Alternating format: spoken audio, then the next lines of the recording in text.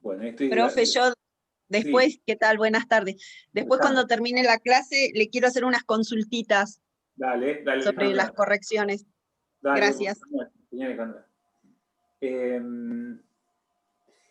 Bueno, fíjense, bueno, dos cosas quiero plantearles.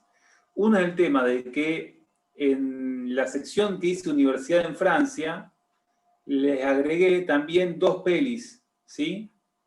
Dos películas para que vean, ¿sí? Yo ya tenía por acá las películas. Una película se llama, son dos películas francesas, ¿sí? Fíjense que les dejé el link ahí para que ustedes puedan verlas si tienen ganas, ¿sí? Obviamente es simplemente para que les sirva para ver algún tipo de registro de cómo funcionan las aulas, de qué problemáticas se viven en Francia, donde claramente el tema de la inmigración, ¿sí? Y el tema de cómo se encuentra, digamos, la educación, digamos, donde hay una clara impronta homogeneizadora por parte del Estado, ante la diversidad cultural y ante la diversidad religiosa también que impera, sobre todo en los barrios populares franceses, es un tema a atender, ¿sí? Diversidad étnica, diversidad religiosa, digamos, también, por ejemplo, un debate que hubo es el tema de si en las escuelas públicas francesas, un debate de principios del siglo XXI, ¿sí? Y sobre todo después del 2001 en Francia, ¿no? El tema de qué hacer con las nenas, las niñas, digamos, y adolescentes que van a las escuelas públicas francesas, ¿sí?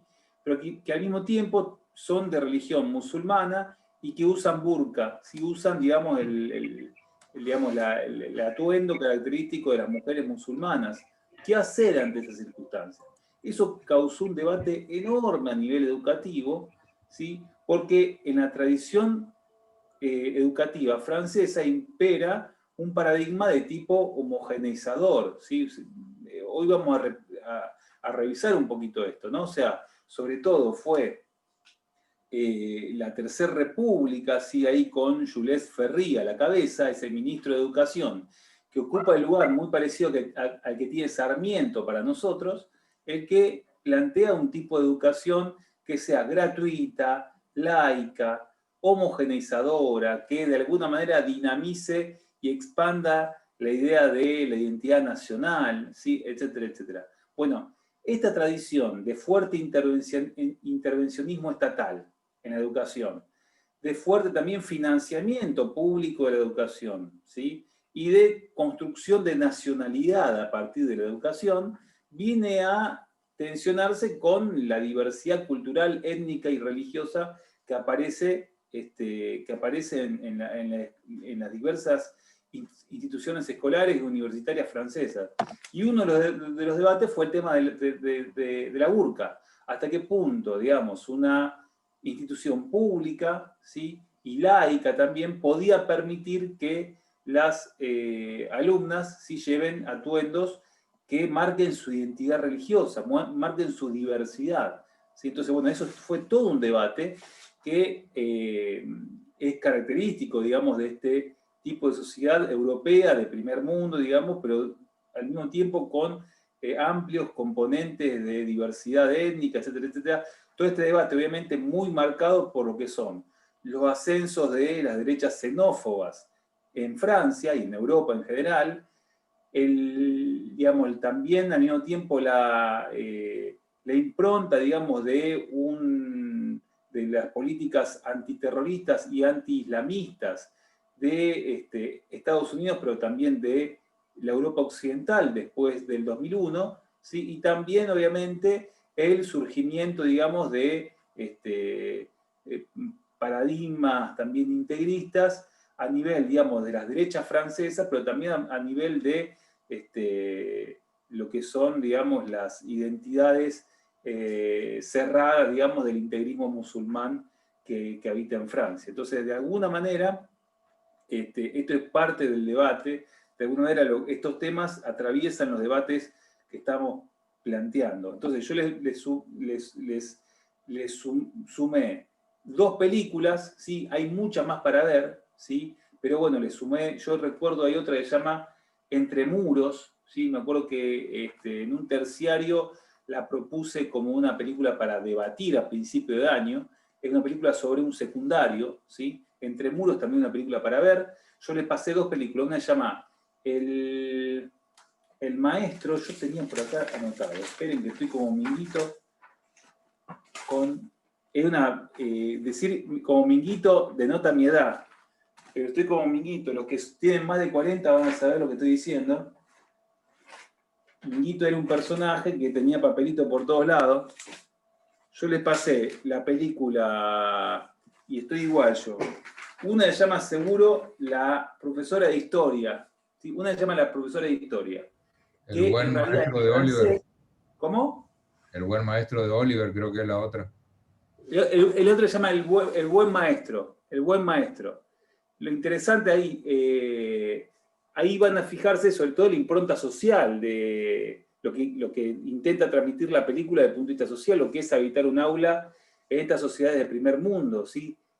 Digamos, de sociedades también que al mismo tiempo, obviamente, no tienen las tasas de desnutrición, de exclusión que tiene la nuestra, pero sí tienen una diferencia interna enorme, digamos, de diferenciación social, de constitución, digamos, de sectores que difícilmente puedan acceder desde el punto de vista de los repartos de bienes culturales a poder ingresar a la universidad, etcétera, etcétera. Entonces, las 2 películas intentan analizar este registro, ¿sí? El tema de las diferencias sociales tajantes, ¿sí? En contextos de primer mundo, ¿sí? Cómo se configuran también sociedades completamente divididas, donde precisamente la educación, siendo muchas veces la herramienta y pensándose como herramienta para poder zanjar esa diferenciación, ¿sí? Muchas veces termina ahondando esas problemáticas, como terminan muchas veces construyéndose escuelas y universidades para miembros de una futura élite y instituciones educativas que reproducen de alguna manera las diferencias sociales cada vez más marcadas.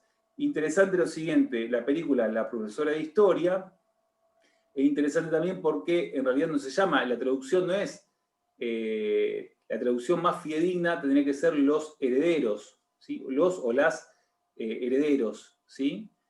No, la traducción después se pasa, vieron cómo ocurre con la industria del cine, digamos que la traducción al castellano se hace, es bastante, digamos, inventada esa traducción, pero el término de el título de la película se llama, el título original se llama Los Herederos, ¿sí? De alguna manera, marcando irónicamente, digamos, cómo hay un sistema educativo que lo que hace es perpetuar las diferenciaciones sociales, perpetuar, digamos, las distancias, etcétera, etcétera. Inclusive en un modelo económico ejemplar, ¿sí? Para lo que son las trayectorias mundiales, digamos, internacionales, del proyecto igualitario de la modernidad, como el caso francés, ¿no? El caso francés, de alguna manera, es un paradigma ejemplar, digamos, desde el punto de vista de la avanzada de la alfabetización, el rol, digamos, de control del Estado en la transferencia de recursos, la posibilidad también de alguna manera, garantizar la educación como un derecho para todos, etcétera, etcétera. Inclusive, digamos, en el caso del primer mundo francés, digamos, vemos esta dificultad, digamos, como para poder hacer de la educación una herramienta para igualar las trayectorias. Tanto a nivel, sobre todo, acá las 2 películas giran en torno de los últimos años del secundario, ¿no? Pero nos marcan algo respecto de cómo funciona este modelo educativo. Van a ver que las 2 miradas las podemos ver en el caso también argentino, ¿no? O sea, claramente con otro tipo de características, digamos, ahí, obviamente estamos viendo lo que son las desigualdades en el primer mundo, ¿sí? Si nos metemos al contexto argentino, nos va a parecer como cuestiones mínimas comparado con las cargas, digamos, de desigualdades que tenemos nosotros, que también van a tener sus propias características regionales, ¿sí? Porque tampoco, ustedes saben, digamos, acá tenemos muchos compañeros de distintas zonas, digamos, cada zona también va a tener sus propias características y va a estar atravesada por sus propias miserias, ligadas, digamos, a un país de tercer mundo como somos nosotros, ¿no? Por un país extremadamente injusto desde todo punto de vista. Bueno, yo también quería plantearle, bueno, me falta todavía plantearle un par de películas que quiero que ustedes como opción vean en el caso estadounidense, ¿sí? Así que voy a buscar ahora a la tarde, me voy a buscar algunas películas a nivel estadounidense también para subirles, ¿sí? Como opciones y como posibilidad de inspirarse, ¿sí? Para el trabajo final. Recuerden que tienen hasta el jueves 3 de diciembre, esperen que me anote, esperen que me fijo por las dudas, el jueves 3 de diciembre para entregar, ¿sí? El trabajo. Fíjense que les puse las consignas en la página, en el aula virtual, le puse las consignas, así que vayan leyéndola con tranquilidad y vayan trabajando sobre ese registro que les planteé. ¿Y qué más? El día Profe, 30, que sería dentro de 2 semanas. Sí, Darío. sí, te consulto. Sí. Entre hoy, el otro lunes creo que no tenemos actividad, no es feriado, el Es 23. feriado. ¿Cuándo podremos hacer alguna o tomarnos una parte de la clase como para hacerte algunas consultas o entrar en algún debate por el tema del trabajo? O, viste, por ahí que entre todos podamos consultarte algunas dudas que tenemos o Miren, para hacerlo más ágil, si digo, no sé. quieren, podemos hacerlo ahora. Si quieren, podemos hacerlo ahora, porque yo hoy lo que quería darles es simplemente reforzar algunas cosas y nada, plantearle algunos ítems. Sí, pero si quieren, podemos hacerlo ahora mismo. ¿La idea cuál es? La idea que tengo es hoy cerrar el tema de la universidad en Francia. El día, dentro de 2 semanas, el 30 sería, ¿no? Que nos volvemos a encontrar, hacer como una clase de cierre, ¿sí? Y el 3, ustedes tendrían la posibilidad de mandar la primera versión, digamos, también eso, capaz que si se tiene que reelaborar, no hay problema tampoco, o sea, la idea sería que ustedes intenten estas 3 semanitas ir trabajando sobre las consignas que yo les propuse, intentando incorporar lo que dimos en las clases, lo que si quieren estuvieron también buscando material por su cuenta, lo que vieron también en las películas, que para eso también están, digamos, y también el trabajo de las lecturas, ¿sí? Pero si quiere podemos plantear ahora, Darío, no hay problema. Sí, yo más que nada porque viste que la clase que viene, como no tenemos, y ya la otra queda muy pegadita a la Muy pegada, presentación del sí, trabajo, por sí, ahí viste que se plantean algunas dudas y entre mandar un mail y responder, viste, sí. por ahí va Mejor pasando ahora, mucho sí. tiempo. Mejor que No, no estamos sé, grabando. una propuesta nada más, ¿eh? No, no. Y mejor que estamos grabando también, así los que no están pueden escuchar. Dale. Por ejemplo, a nosotros nos había surgido, empezamos a diagramar más o menos cómo haríamos el trabajo de la respuesta de este hipotético alumno de Estados Unidos que nos está respondiendo a un argentino, porque tomamos Estados Unidos, digamos, Está nosotros bien. particularmente. Pero nos surgieron algunas dudas. Por ejemplo, en todo lo que fuimos dando nosotros en la currícula, encontramos más afianzada la parte histórica. Entonces nos Sí, pusimos a averiguar todo lo que es actualmente, como para totalmente. poder tener un parámetro entre lo que se hacía, porque inclusive en la época de Obama, cuando se abrió un poco el tema del ingreso de los inmigrantes, después Trump lo cierra automáticamente, entonces hay un proceso político que fue generando algunos cambios en periodos, pero que anteriormente ya el sistema universitario estadounidense estaba marcado, digamos, por un lineamiento muy vertical.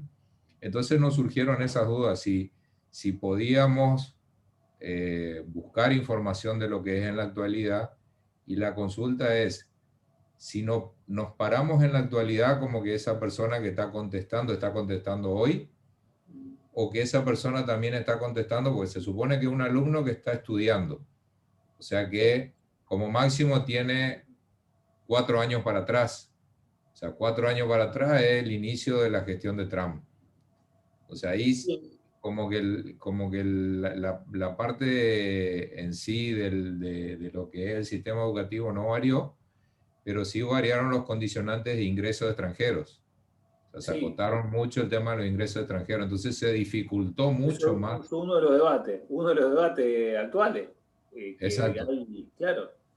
Entonces la consulta era, uno, si podemos pararnos en la actualidad y que en algún punto de vista esta persona que no está contestando desde allí diga, bueno, parándonos en un concepto histórico de que el sistema en Estados Unidos es así, así, algo global, y después afianzarnos en lo que es hoy, o sea, cómo está hoy Estados Unidos para que un inmigrante quiera realizar algo de estudio. Y sí, a ver, puede ser un secundario que está terminando y está queriendo ir a una universidad, o puede ser un universitario que quiere ir a realizar un posgrado a Estados Unidos, Puede ser cualquiera de las dos vertientes, ¿sí? de las dos Sí, vertientes.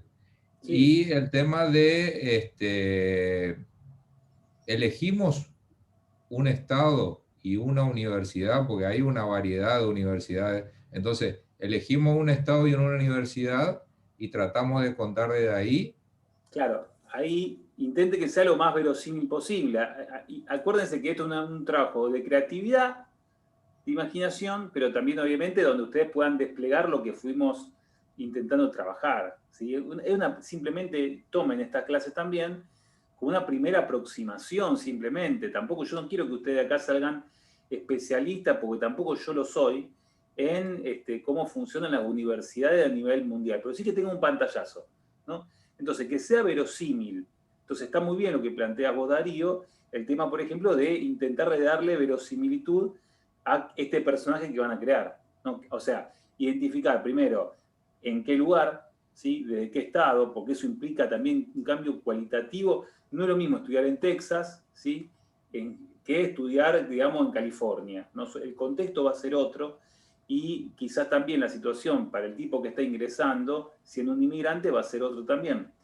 Entonces, Sí, eso porque son... era lo que estábamos viendo, si está más tirado a la zona norte de Estados Unidos, más tirado a la zona sur, hay otro tipo de, o sea, se genera otro intercambio con el tema inmigratorio. Y Sí, las universidades ya en otros lugares ya tienen los campus universitarios donde pueden vivir, donde tienen alojamiento y demás, y en otros lugares no. Se tienen que no. buscar su laburo, se tienen que buscar su vivienda.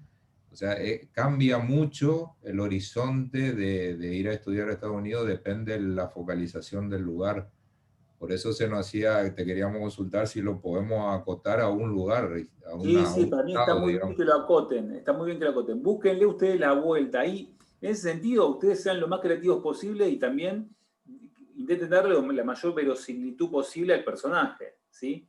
Entonces, lo que puedan rastrear de información, de tema, por eso digo, digamos, es un trabajo de, obviamente, de integración de lo que estamos aprendiendo, pero también de creatividad e imaginación. Entonces, desen la libertad como para bucear en cosas que capaz que pueden ser interesantes en el momento de construir esta carta, ¿no?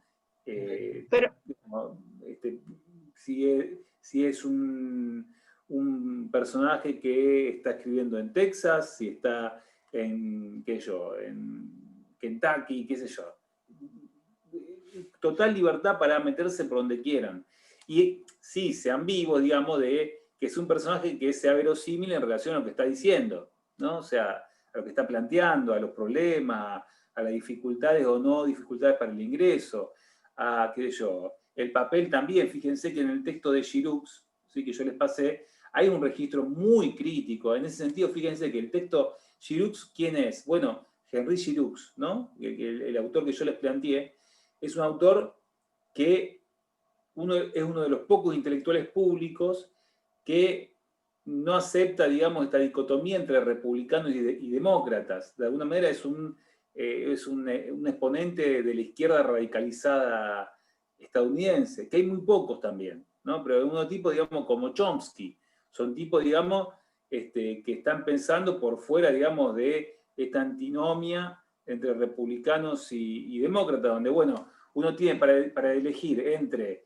el imperialismo democrático y el imperialismo fascista, ¿no? O sea, porque la diferencia entre Biden y Trump, de última, es una diferencia de forma significativa también, no digo que es una diferencia superficial, digo que en última instancia es un partido único que tiene política imperialista, con distintas formas, no es lo mismo que te intervengan de forma explícita comisión con Bolivia, que te intervengan, digamos, de forma implícita, ¿sí? Como hizo Obama, entró a la región con lawfare, digamos, a partir del 2012, 2013. No es lo mismo, pero hay un cambio sustancial, digamos, a ver, imaginemos, Trump directamente, digamos, con la OEA y con el Departamento de Estado, sustanció, digamos, el golpe de Estado en Bolivia, ¿no? Capaz que un demócrata tan explícitamente quizás no lo hacen, son un poquito más delicados quizás un poquito, ¿no? Pero bueno, lo cierto es que Gilux plantea el mundo por otro lado, ¿no? O sea que, y también es una voz muy aislada dentro del sistema universitario estadounidense y dentro de la vida pública estadounidense. Ahora, fíjense cómo usted capaz que alguno de los insumos y críticas que hace Gilux, ustedes pueden llegar a tomarla para el personaje de ustedes, ¿sí? Eso lo dejo al criterio de ustedes y cómo ustedes lo vayan trabajando, ¿sí? Eso es Sí, porque sí. inclusive Giroux toma más como el sistema universitario como algo neutral, o sea, se pone en el medio, como vos decís, de lo que son las dos corrientes ideológicas que hay en Claro, Estados Unidos. sí, sí. Pero también fue muy criticado por eso. Claro, claro. Y ahí, digamos, y fíjense, por ejemplo, en realidad casi todo el sistema universitario es prodemócrata, ¿no? Incluso los sectores que están más ligados al sistema corporativo económico, ¿no? O sea, Trump es como un tipo antisistema, digamos, un tipo que, antisistema en el sentido de que no acepta las reglas tradicionales, digamos, de esta democracia yanqui, ¿no? Que es una democracia terriblemente elitista, terriblemente excluyente, que garantiza, digamos, la perpetuación de las desigualdades más terribles, lacerantes. Después tengo un par de cosas interesantes para pasarles. Pero bueno, después les voy a... Tengo un par de cosas, ahora me estoy imaginando que tengo un par de cosas que vi en cuarentena que les pueden llegar a servir para pasarles sobre la sociedad yanqui, que a veces no visibilizamos. Siempre visibilizamos que, bueno, las grandes estrellas nuestras de cabotaje que están en Miami disfrutando de la arena y el sol, y no, digamos, visibilizamos y esa gran, digamos, construcción también ideológica de Estados Unidos como la meca, digamos, del progreso social, del individualismo, etcétera, etcétera, y de las libertades. Pero ese lado B nunca lo visibilizamos, así que voy a intentar pasarle videos y películas que les sirvan para construir los personajes del lado yanqui también. Ya les pasé del lado francés, ¿sí? Pero sí, Darío, métanle por ahí que está bien, ¿sí? Métanle por ahí.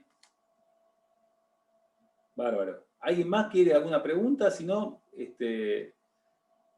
lo que sea, no hay problema de total. Igualmente nos encontramos el 30, dentro de 2 semanas, pero es cierto que dice Darío que nosotros estaríamos entregando el trabajo para el día 4, o el día 3 o 4, por ahí, así que quedarían pocos días. Por ese 30 nos vamos a dedicar a hacer como un cierre, y también, además del cierre, vamos a trabajar las preguntas que haya que trabajar sobre la última elaboración. ¿sí? ¿Te podemos mandar un anticipo de lo que vamos haciendo como para que Sí, vos nos digas si estamos bien sí, dale. orientados? Sí, dale, lo que quieran me lo mandan. Todos tienen mi mail, me parece, ¿cierto? Yo lo copio de nuevo por las dudas, pero me parece que todos lo tienen. Si no lo subo al aula virtual. Por las dudas me lo van mandando ahí, por las dudas si no lo tienen anotado me lo anotan, me mandan si tienen algún avance, alguna cosa para revisar, me lo plantean, ¿sí? Bueno, yo le decía, la clase de pasada les hablé un poquito de Francia, ¿sí? Yo le decía de Francia que es un país, digamos, con una tradición que tiene varias características importantes a tener en cuenta, ¿sí? Primero el tema de la presencia activa del Estado Nacional en la organización, en la financiación y en el control de la educación, ¿sí? Digamos, hay una clara impronta verticalista por parte del Estado en torno del tema de la educación. Y eso comienza fundamentalmente con la situación de la posrevolución francesa. Ustedes saben que cuando hablamos de la modernidad política, tenemos que hacer referencia directamente a lo que es la Revolución Francesa, ¿no? La Revolución Francesa vino a traer, ¿sí?, temas al plano de la política que antes no aparecían.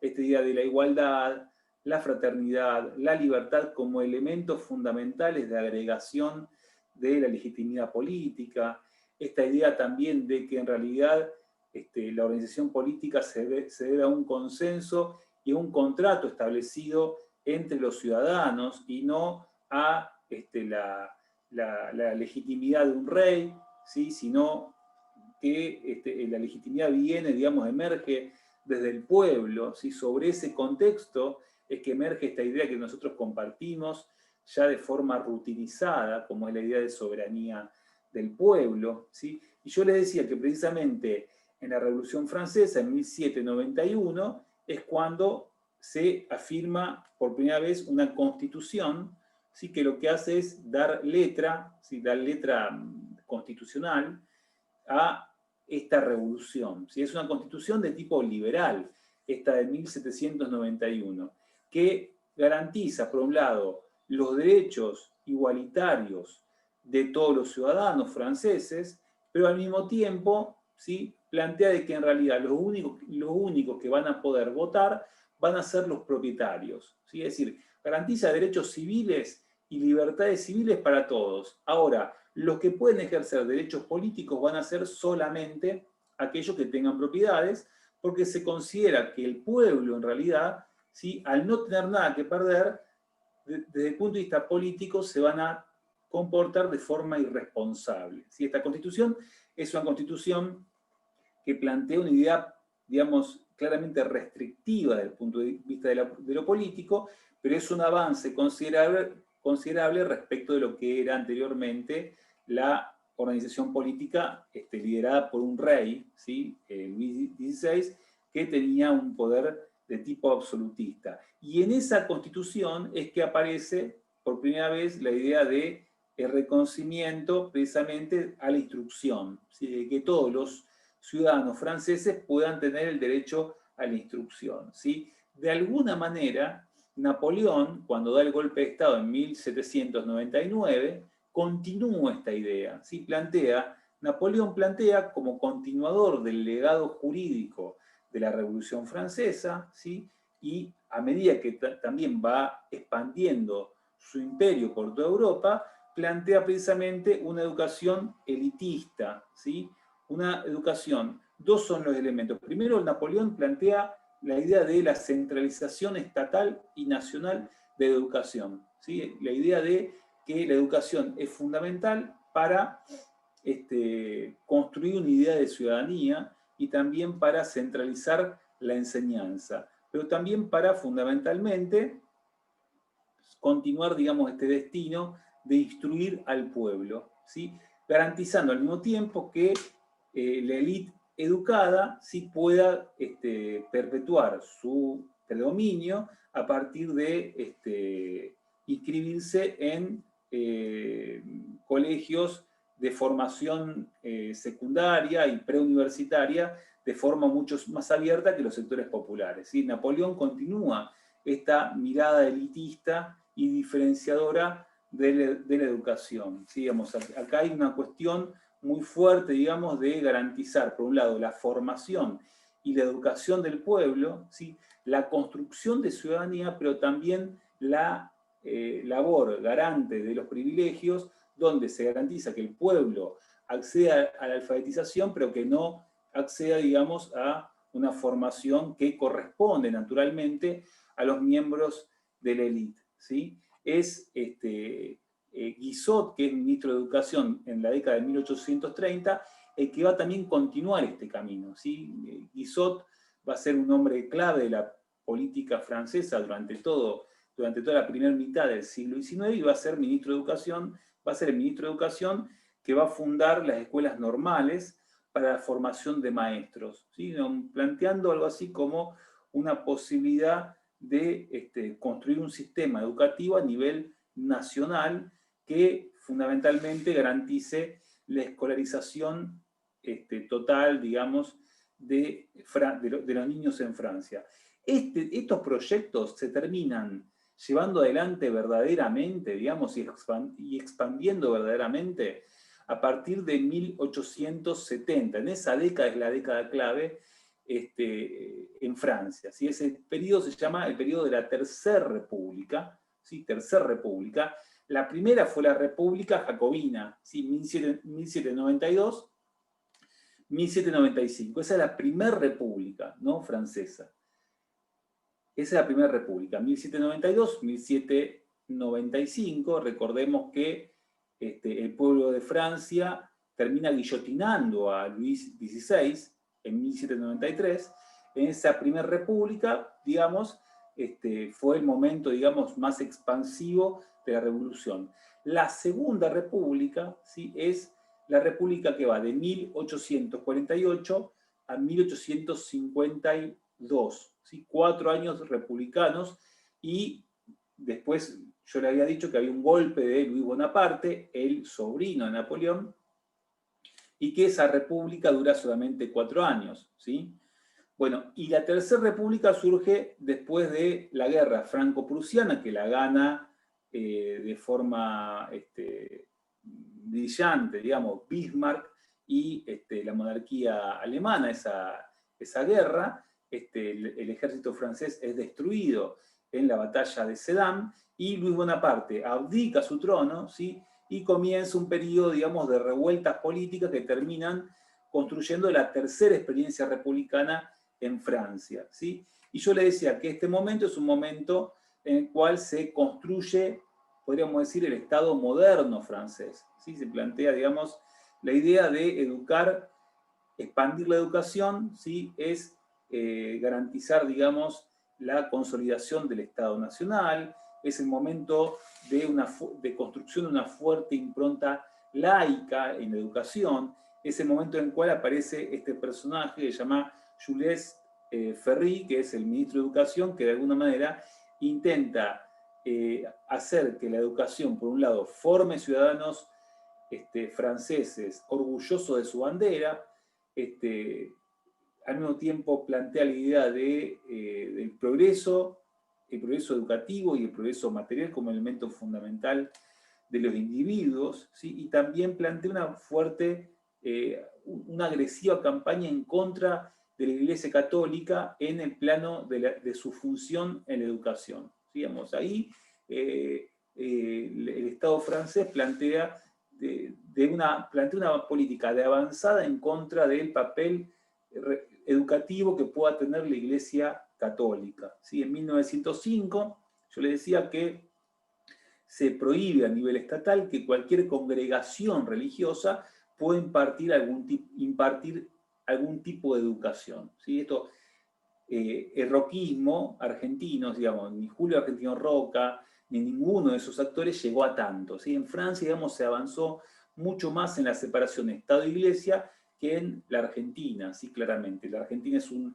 ejemplo, digamos, de un Estado que se construye a partir de intentar segregar y anular las funciones que hasta ese momento tenía la Iglesia Católica. Lo cierto es que en Francia ese proceso se expandió muchísimo más. Hay un avance, sobre todo a partir de 1880, de la alfabetización y de la escolarización universal de todos los actores en Francia, sí es un proceso absolutamente virtuoso, el que parece, a partir de 1880, obviamente garantizando esta diferenciación, ¿sí? Que ya venía de lejos, entre construcción de escuelas para pobres y para sectores, digamos, trabajadores, donde se garantiza la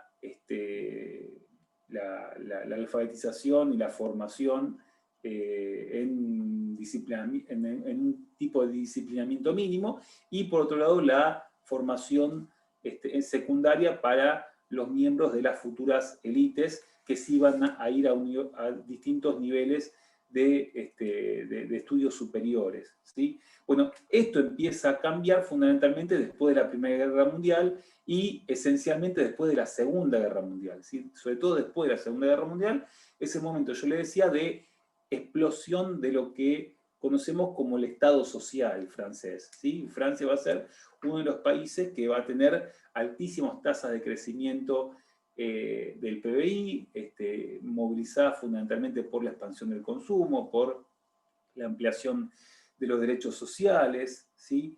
Y también por leyes que protegen a los jóvenes, a los trabajadores, con sindicatos fuertísimos, con partidos de izquierda representativos y con gran capacidad de movilización, etcétera, etcétera. ¿Sí? El estado de bienestar francés va a ser uno de los estados de bienestar modelos en la vida política europea posterior a la Segunda Guerra Mundial, que todos sabemos, digamos, que estuvo marcada por la expansión del consumo, la garantía, digamos, del acceso a derechos sociales indiscutibles, ¿sí? Como es el derecho a la educación gratuita, como es el derecho a un buen salario, como es el derecho a un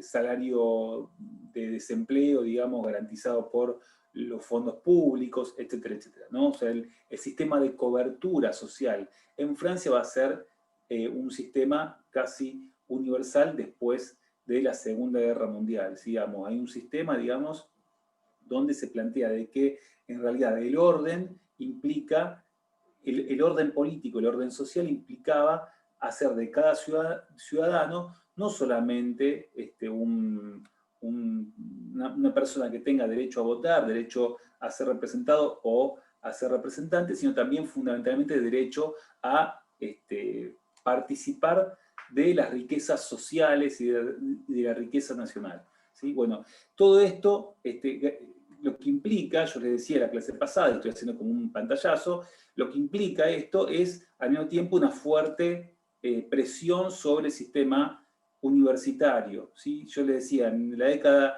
del 50 y la década del 60 hay un crecimiento exponencial de la educación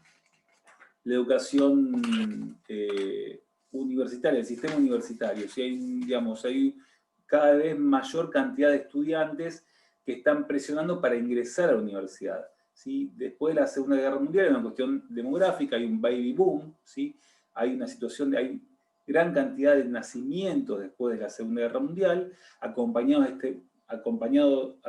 este ciclo de bonanza económica, ¿sí? Pero también hay una situación, una carrera hacia el progreso y hacia el mejoramiento económico y la proyección personal de los sectores populares, digamos, que están accediendo a mejores recursos y mayor cantidad de recursos que en el ciclo anterior. Yo le decía, en los 60 hay una duplicación del número de estudiantes.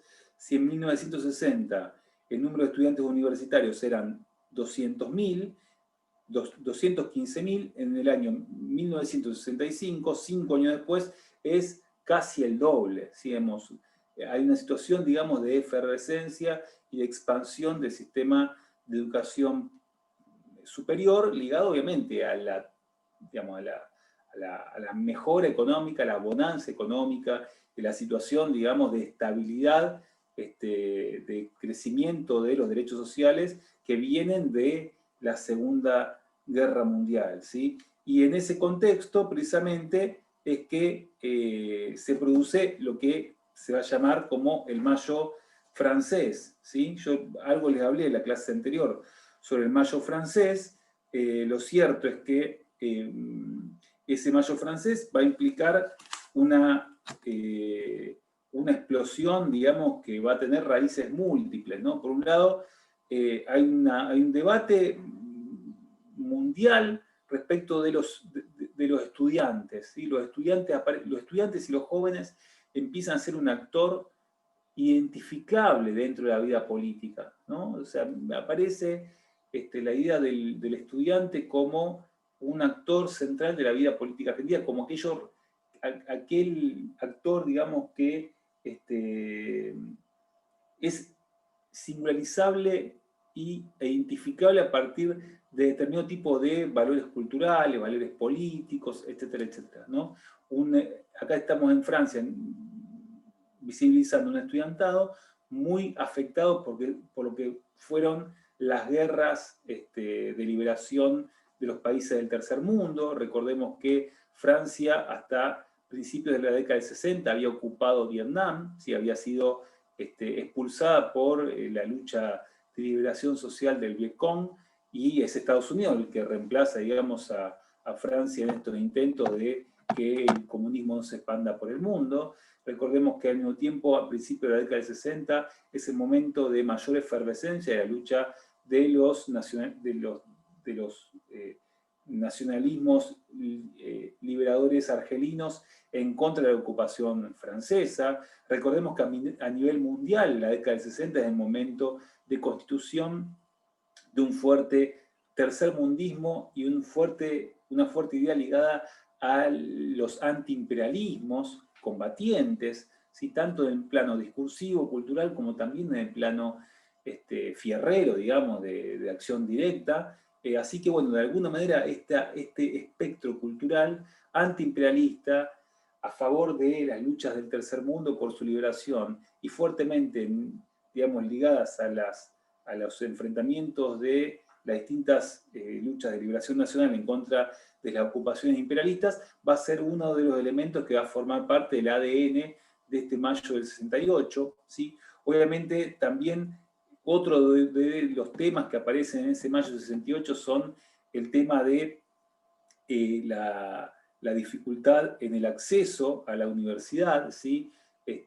Tanto la solución que plantea el Estado para absorber la demanda de estudiantes universitarios, la alta demanda que tienen las universidades, es fundamentalmente aumentar, digamos, la exigencia en el examen de ingreso, ¿sí? Donde los concursos de selección implicaban mucho más esos concursos, un tema de selección, digamos, ligado a un número y a una tabla estadística, más que poder evaluar la posibilidad de que un alumno u otro quede afuera o adentro de la universidad, ¿sí? Entonces, de alguna manera, muchos alumnos con buenos puntajes que van afuera del ingreso a la universidad, fundamentalmente a partir de que las instituciones universitarias no podían garantizar el acceso, y también obviamente una cuestión cultural aparece en ese mayo del 68. Además del tema del acceso a la universidad, ¿sí? Aparecía el tema el tema cultural, digamos. Acá hay una sociedad que tiene, en algunos sectores, tienen valores, tienen registros registros culturales, podríamos decir, registros idiosincráticos, podríamos decir, muy atrasados, ¿no? O sea, imaginemos, en el año 68 ya aparece la pastilla anticonceptiva, ya aparecen los Beatles sonando fuerte, digamos, a nivel mundial, no solamente los Beatles, sino lo que es la generación Beat, ya aparece rock como cultura también contestataria, todo esto mezclado con el tema de las luchas por la liberación del tercer mundo, por la figura del Che, que de alguna manera organiza esta revuelta contra el pasado, ¿sí? La figura del Che como una figura joven, digamos, de renuncia al consumo y al bienestar y en pos, digamos, de un mundo nuevo, de alguna manera va a darle impronta a este mayo del 68, ¿sí? Y todo esto sumado a lo que implica, yo le decía la vez pasada, ¿no? O sea, en realidad la escalada de este mayo 68 comienza con una discusión en una universidad respecto de si los estudiantes varones pueden visitar a las residencias, digamos, si en las residencias universitarias pueden haber cruces entre estudiantes y estudiantes de distintos sexos, ¿no? Si estudiantes mujeres pueden cruzarse en las residencias con estudiantes varones, ¿no? Comienza por ahí, ¿no? Un debate respecto de la pacatería cultural, el medio ambiente, pero termina en una situación de una escalada de violencia, con ocupaciones de las universidades que van a ser respondidas con represión policial y con una situación, digamos, de huelga general también, donde la clase obrera organizada va a participar también de esta rebelión generalizada que ocurre entre mayo y junio del 68, ¿sí? Ahí lo interesante fundamentalmente del asunto es, por un lado, el tema de cómo se resuelve este mayo 68, ¿no? A nivel organizativo, el mayo 68 va a marcar una reforma educativa en el plano organizativo, ¿sí? Se crean, por ejemplo, consejos estudiantiles en los colegios secundarios, por un lado, ¿no? Se crean colegios, se crean, digamos, el Estado intenta de alguna manera amortizar, ¿sí? También acolchonar las consecuencias y las derivas de este mayo 68, intentando crear situaciones de representación de la vida universitaria. Por un lado, crear consejos estudiantiles en los colegios secundarios, que también habían participado de ese mayo 68, crear también consejos estudiantiles en la universidad, ¿sí? Y también a nivel de las universidades crear consejos universitarios, donde de alguna manera pueda admitirse la posibilidad que los representantes de los estudiantes de las distintas entidades administrativas, digamos, que formen parte, digamos, de la vida política desde el punto de vista de la administración, o también representantes de los profesores puedan participar de la vida de las decisiones en las universidades. ¿Sí? Digamos, hay una apertura hacia la participación política representativa en la vida universitaria como efecto de ese mayo del 68. ¿Sí? Igualmente, la vida posterior en Francia, después de este mayo 68, va a ser una discusión en torno, dos discusiones van a aparecer. Por un lado, el tema de hasta qué punto, digamos, conjugar la participación de distintos miembros de la vida universitaria, ¿sí? Y hasta qué punto, digamos, se convive esta participación con la rigidez burocrática, ¿sí? Que baja alineamientos desde arriba, ¿sí? Que es la vieja tradición con la cual la vida educativa francesa existía desde la época de Napoleón. Y la otra cuestión es el tema de hasta qué punto, y junto con esto también aparece la idea hasta qué punto hasta qué punto, digamos, se da la posibilidad de que cada región y sobre todo cada región pueda tener algún tipo de flexibilidad gestionaria. ¿Hasta qué punto podemos salirnos, digamos, de un esquema verticalista, con burocracias estables que bajen en línea a nivel nacional, y hasta qué punto podemos ingresar a la posibilidad, digamos, de generar autonomías gestionarias a nivel regional. ¿Sí? Este debate entre descentralización, ¿sí? y centralización, y entre participación y verticalismo va a ser uno de los debates. Otro de los debates va a ser la tensión entre la diversificación en la educación, ¿sí? y la estandarización. ¿Hasta qué punto, digamos, la educación en Francia garantiza al mismo tiempo de algún tipo de de creación de conocimientos más o menos generales y hasta qué punto esa situación de transmisión de conocimientos generales no implica, digamos, una estandarización demasiado homogeneizante que termine coartando la diversidad de intereses que cada uno de los alumnos casi siempre tiene, ¿sí? Es decir, ¿cómo hacemos para que de alguna manera en un sistema educativo, ¿sí?, puedan convivir, digamos, los intereses generales que de alguna manera, los intereses, los conocimientos generales que de alguna manera todos los alumnos tienen que tener, ¿sí?, en historia, en geografía, en letras, en matemática, con los intereses propios de cada alumno. ¿Sí? Este va a ser otro de los debates que va a aparecer desde el 68 en adelante. ¿Sí? Y yo quería plantearle sobre todo el tema de, yo le decía la vez pasada, ¿no? Aparece por un lado el tema de la presencia activa del Estado, que es una de las marcas de esta educación universitaria francesa, ¿no? El tema del verticalismo. Por otro lado, la construcción también de instituciones nacionales que regulan y al mismo tiempo marcan la agenda y el control, digamos, de las formas de transmitir conocimiento en Francia, ¿sí? Fundamentalmente la construcción del Departamento de Educación Nacional, ¿sí? Y también el Departamento de Educación Superior, ¿sí? Es decir, hay instituciones estatales, ¿sí?, que de alguna manera garantizan los modos, digamos, de acreditación de saberes, las formas de acceso al título de profesor, por ejemplo, etcétera, etcétera. Sí, hay un departamento de educación nacional que a nivel nacional baja línea de qué forma, digamos, se hacen las cosas, de qué forma, digamos, se relacionan, de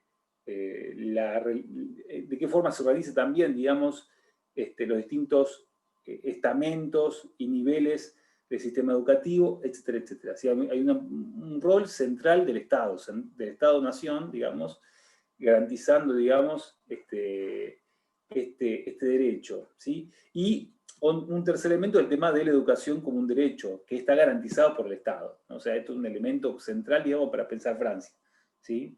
Que es diferente con el caso estadounidense, ¿no? O sea, hay una cuestión, digamos, donde el Estado garantiza un derecho, y es algo que la avanzada del mercado en los últimos años no ha podido coartar, ¿sí? Hay una sociedad civil, la francesa, y un sistema también, un movimiento estudiantil fuertemente movilizado en el respeto y en el resguardo hacia este derecho, ¿sí? Otro tema importante para pensar Francia es el tema de que el 80% del sistema educativo es público, ¿sí? Es decir, hay un grandísimo peso relativo del sistema público que depende del Estado y que es financiado por el Estado Nacional, ¿sí? Esto es otro elemento interesante, ¿no? El tema de que estamos en un país de primer mundo, que ha sufrido, digamos, las reconversiones económicas que vienen de los 80, en clave privatizadora, en clave desreguladora, etcétera, etcétera, pero que a nivel educativo, digamos, esa avanzada se quiere plasmar, pero que en realidad el sistema público es un sistema fuerte, un sistema que tiene que ver con las tradiciones, ¿sí? Las tradiciones culturales, institucionales también, que forman parte del ADN nacional también, ¿no? O sea, hay un gran peso de la educación pública, cerca del 80%, sobre la educación privada. ¿Sí? Fíjense la gran diferencia con Estados Unidos, ¿no? En Estados Unidos, cada estado, digamos, debe garantizar el sistema de enseñanza y la mayoría de estados deja que sea la sociedad civil y las distintas congregaciones las que elijan cómo transmitir saberes y conocimientos al resto de la sociedad. En el caso francés hay una impronta fuertemente estatalista, fuertemente interventora, fuertemente también controladora respecto del tema de la educación. ¿Sí? Son dos modelos bien distintos. Esto se nota fundamentalmente en lo que es el tema de cómo abordar el tema del fracaso escolar. ¿Sí? Es un tema que actualmente aparece fuertemente, sobre todo en los últimos 20 años, aparece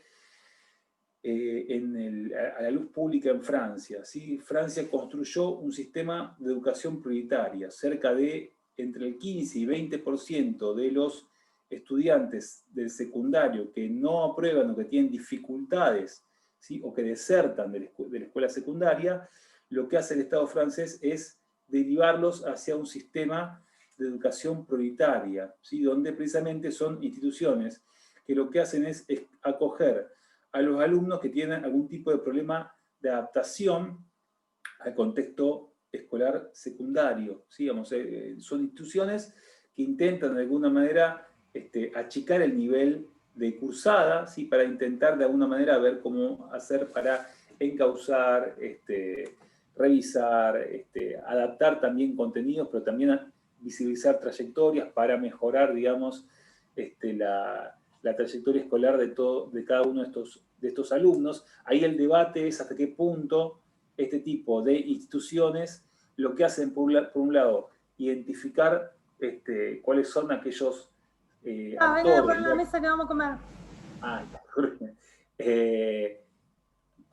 Jorlina va a comer recién, he comprendido el sonido. Pero decía que estas instituciones son interesantes para ver qué rol cumple el Estado acá, ¿no? Un Estado que intenta construir instituciones, digamos, y agencias que reconozcan este problema e intenten de alguna manera readaptar la currícula. El gran debate ahí hasta qué punto este tipo de instituciones no estigmatiza todavía más a los actores que pasan por estas instituciones que de alguna manera intentan dar cuenta de lo que es el fracaso escolar, ¿sí?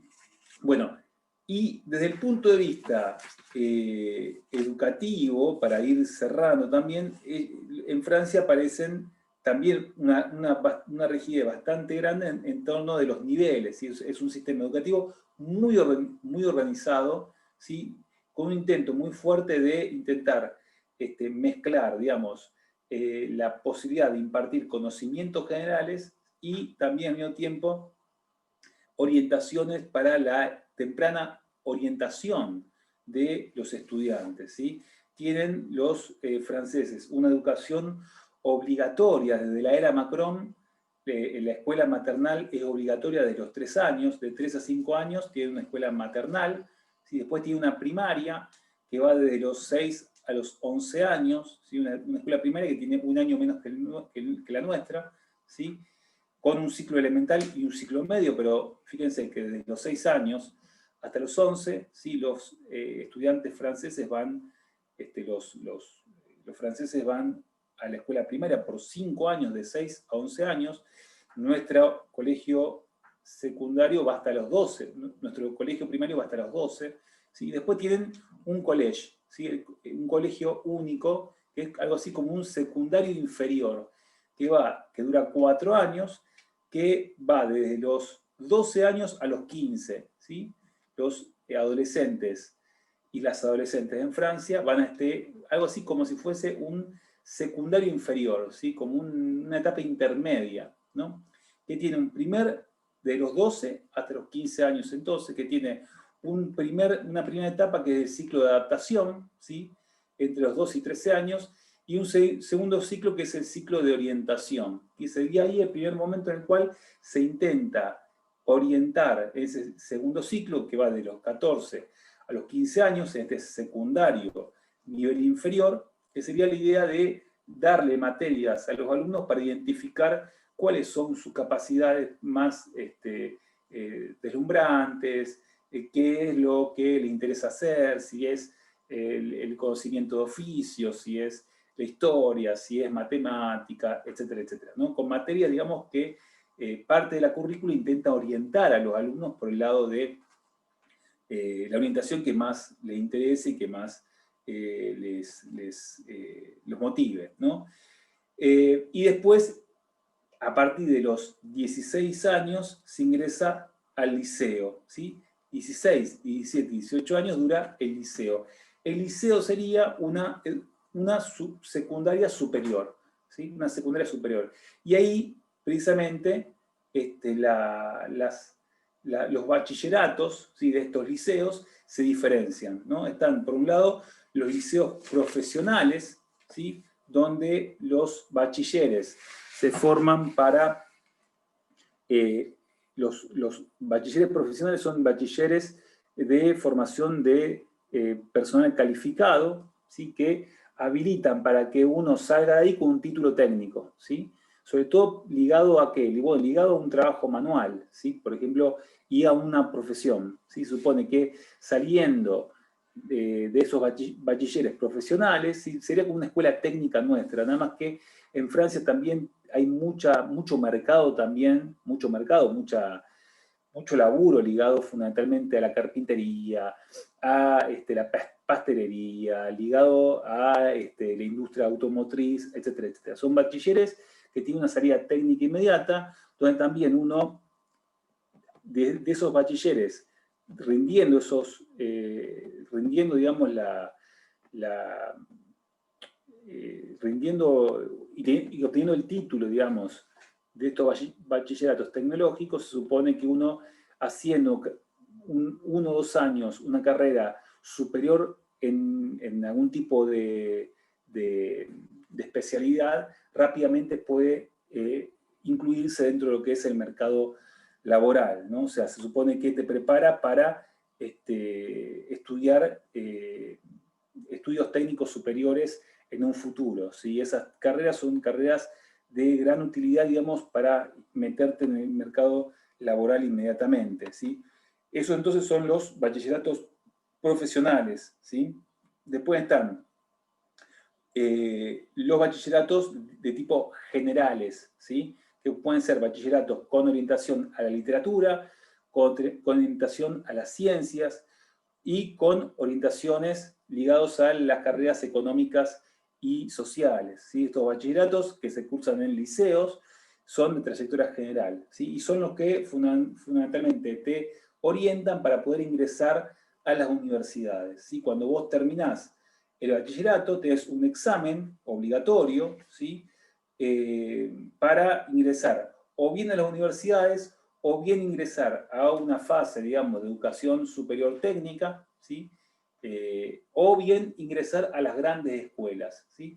En realidad, Francia, esto quería plantearles yo, Francia tiene un sistema universitario dual, ¿sí? Tiene por un lado un sistema universitario, ¿sí?, un sistema universitario como el tenemos nosotros, que es público, que es mayoritariamente estatal, financiado por el Estado también, casi gratuito, simplemente se cobran 150 euros con matrícula, ¿sí?, anual.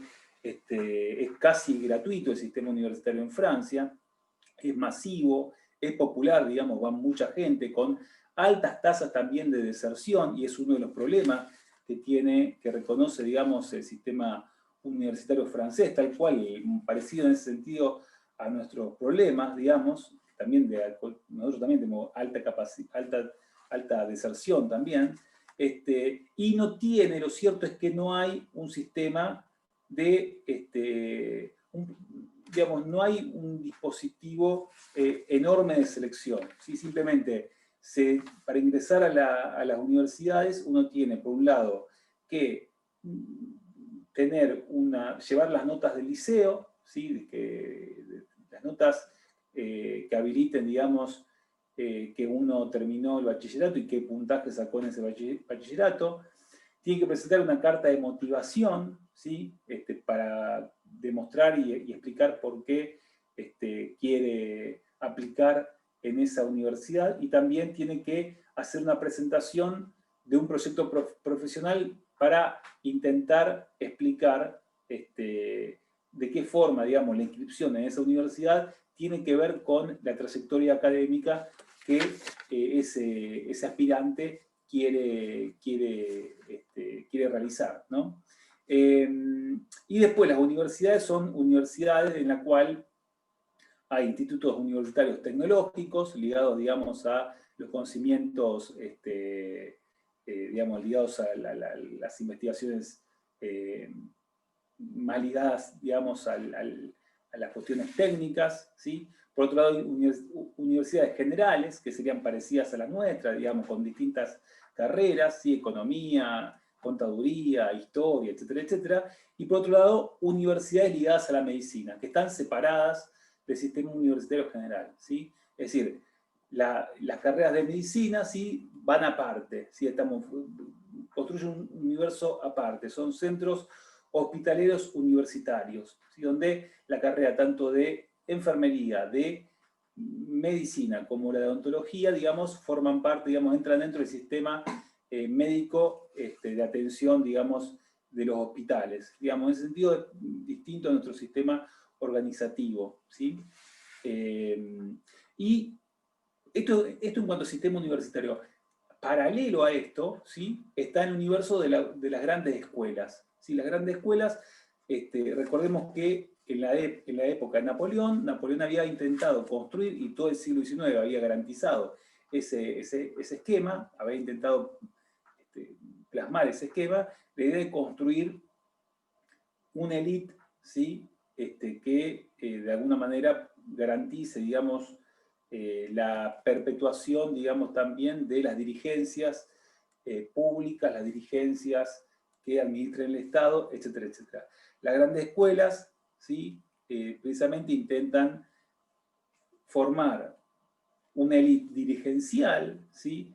Que esté marcada precisamente por la selección, ¿sí? Hay grandes escuelas de distintas carreras, ¿sí? Las grandes escuelas son como un sistema paralelo al universitario, ¿sí? Si las universidades son masivas y donde el ingreso no es tan difícil, en las grandes escuelas hay un sistema, ¿sí? Las grandes escuelas pueden ser públicas o pueden ser privadas, pero lo cierto es que el sistema de selección es mucho más exigente, ¿sí? Por un lado, es decir, hay un sistema de selección y de fomento del elitismo en estas escuelas. La más importante es la Escuela Nacional de Administración, ¿sí? Donde precisamente no hay más de 400 alumnos a nivel general, ¿sí? Donde simplemente solamente menos del 10% de los alumnos que aplican pueden llegar a ingresar a esa gran escuela, ¿sí? Pero al mismo tiempo el proceso de preparación para el examen de ingreso es tortuoso y muy, pero muy trabajoso, ¿no? Se puede aplicar y concursar para el ingreso a las grandes escuelas después de 2 años de cursada, ¿sí? Hay una preparación especial, ¿sí? En los liceos de 2 años, ¿sí? En materias y en un curso obligatorio que te va preparando para ese examen final de ingreso a las grandes escuelas, ¿sí? Obviamente, digamos, esto implica la construcción de una élite que se perpetúa a sí misma, que van a estas grandes escuelas, ¿no? En el caso, por ejemplo, de la gran escuela de Administración Nacional, que yo les decía anteriormente, es una gran escuela, digamos, que permite el ingreso de muy pocos alumnos, que siempre son hijos de egresados de esa gran escuela los que pueden llegar a acceder al concurso y a poder rendir el examen de ingreso. Y lo cierto es que una vez que ingresa el estudiante cobra un salario, ¿sí? Por estar cursando en esta gran escuela de administración pública, y también, obviamente, una vez que se recibe, el Estado le da también el ingreso a un cargo público en una instancia más o menos de media para arriba, ¿no? O sea, hay un intento muy grande por parte del Estado, por estas grandes escuelas, de intentar generar algo así como una escuela de cuadros superiores en la administración pública, ¿no? Esa es la idea y ese es el perfil que se plantea, ¿sí? Obviamente, estas grandes escuelas están siendo muy discutidas actualmente por el sistema, digamos, fundamentalmente de reproducción de los elitismos, las dificultades para el ingreso, etcétera, etcétera, ¿no? Pero la impronta pasa por acá, la idea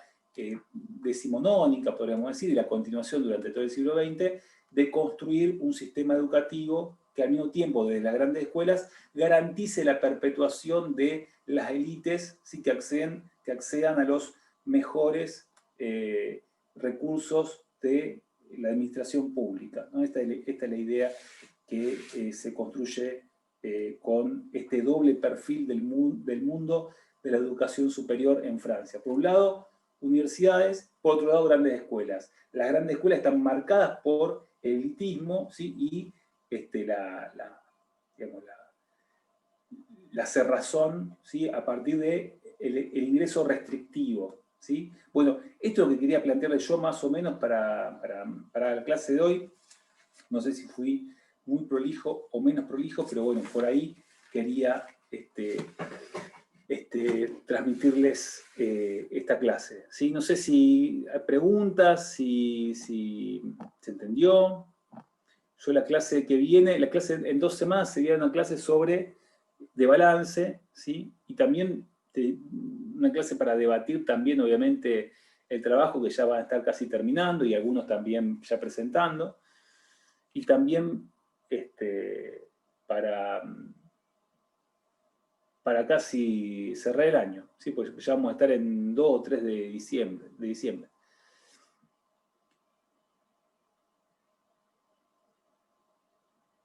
Profe, te hago una consulta. Sí.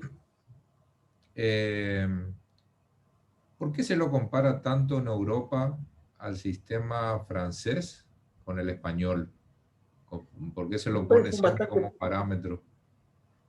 ¿Pero para diferenciarlos o para igualarlos?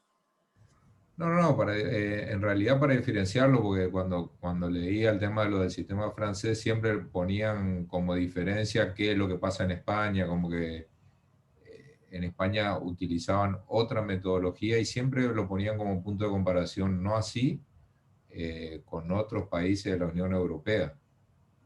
Porque tengo entendido la gran diferencia de Francia, el tema de las grandes escuelas, ¿no? Que es el ideal, digamos, del acceso. ¿Cuál es la idea del siglo XIX? La idea es, bueno, de alguna manera tenemos que construir la inclusión, digamos, tenemos que mezclar que gobiernen los mejores, pero con una legitimidad mayoritaria. ¿Cómo hacemos para cuajar esta diferenciación? ¿Sí? Donde, por un lado, el demos, el pueblo, debe ser sujeto de derecho, ¿sí? Y de alguna manera tiene que votar, pero no podemos hacer que gobiernen, porque si gobiernan, estamos jodidos, ¿sí? Entonces, para poder conjugar esto, ¿sí? Se construyen estas grandes escuelas que garantizan la perpetuación, digamos, del el elitismo en la administración pública, ¿no? Esta sería la idea. Después, en España, no sé por dónde pasa bien, capaz que la diferencia, sí quizás, no, el sistema español me parece, en principio, habría que ver en qué punto puede ser distinto o igual, ¿no? Porque la gratuidad y la obligatoriedad es la misma, ¿no? Creo que sí. A ver, puede ser capaz, habrá que ver en España qué peso hay del tema de las regiones, ¿no? En la tradición francesa es una tradición unitaria, ¿no? Una tradición unitaria, y eso viene de la Revolución Francesa, claramente, ¿no? Una tradición, digamos, del Estado imponiendo, el Estado construyendo sentido, pero también controlando, ¿no? Eso tiene también sus particularidades. Por un lado, en cuanto a que homogeneiza. Por otro lado, en tanto, niega las particularidades regionales, esta impronta unitaria, ¿no? Todas las reformas que se fueron haciendo en Francia desde 1970 en adelante tienen que ver con este tema. ¿Hasta qué punto? Sí, obviamente, tengamos instituciones nacionales que controlen, que revisen la currícula, etcétera, etcétera, pero la gestión administrativa dejémosla a las regiones, ¿sí? Todo esto también mezclado en una situación en la cual la avanzada neoliberal en Francia plantea la idea de que el Estado se desentienda de esta tradición de visibilizar al derecho a la educación como un derecho humano fundamental, ¿no? Pero no sé bien, tendríamos que verlo, profundizar a ver qué diferencia hay ahí entre un modelo y otro, ¿no? La verdad que no sé, no te podría decir, Darío. A ciencia cierta específicamente no te podría decir. Sí que la marca distintiva. En Francia el tema de las grandes escuelas, ¿no? Imaginemos ahí que las grandes escuelas tienen una legitimidad enorme, ¿no? Grandes escuelas en literatura, en negocios, en ingeniería, etcétera, etcétera, ¿no? Son instituciones muy prestigiosas, pero públicas también, la gran mayoría pública también, ¿sí? Pero de muy difícil acceso, pero que garantizan también la inmediata inserción en el universo productivo, económico, ¿no? Imagínate, si la mayoría de los presidentes franceses salieron de la gran escuela de administración nacional, ¿sí? Digamos, casi todos, ¿sí? Todos, digamos, forman parte de esa élite que se reproduce a sí misma. Viene a ser algo así como una educación de élite de muy difícil acceso, donde uno sale a un secundario y tiene que estar estudiando 2 años para rendir el examen de ingreso a esa institución, ¿sí? Y después, obviamente, con cursadas muy pequeñas también, ¿sí? Y con trabajo, digamos, y muy, digamos, muy exigente desde el punto de vista de la formación, ¿sí? Con clases que se dan en inglés, con una educación también muy generalista. No sé si todavía están dando latín, pero digamos, de una escuela, digamos, de cuadros públicos, digamos, de élite, ¿sí? Claramente. Ahí Sebastián me pregunta, mi pregunta es, ¿el trabajo lo puede hacer referido a un argentino que estudia en Estados Unidos y le envía?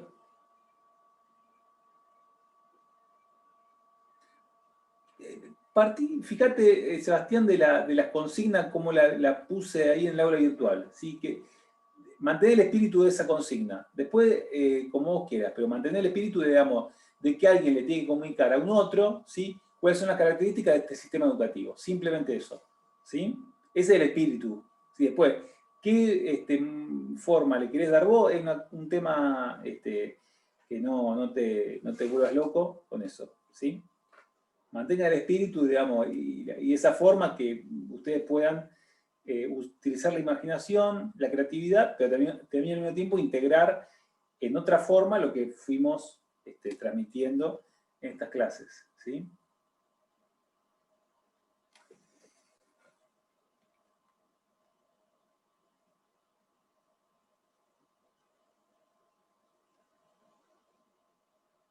Bueno, ¿quieren que vayamos cerrando? Ya es medio tarde. Recuerden, el lunes que viene es feriado, Día de la Soberanía, me parece que es el 20 el Día de la Soberanía, pero se pasa el 23. El día 30 nos volvemos a ver y ya vamos a estar casi cerrando, vamos a charlar casi todo el trabajo, de cómo lo fueron elaborando, qué les está faltando, lo que sea, y vamos a dar un cierre. ¿Estamos? ¿Listo? Bueno, un saludo grande, cuídense mucho. Gracias. Nos vemos. Chao, profe, gracias.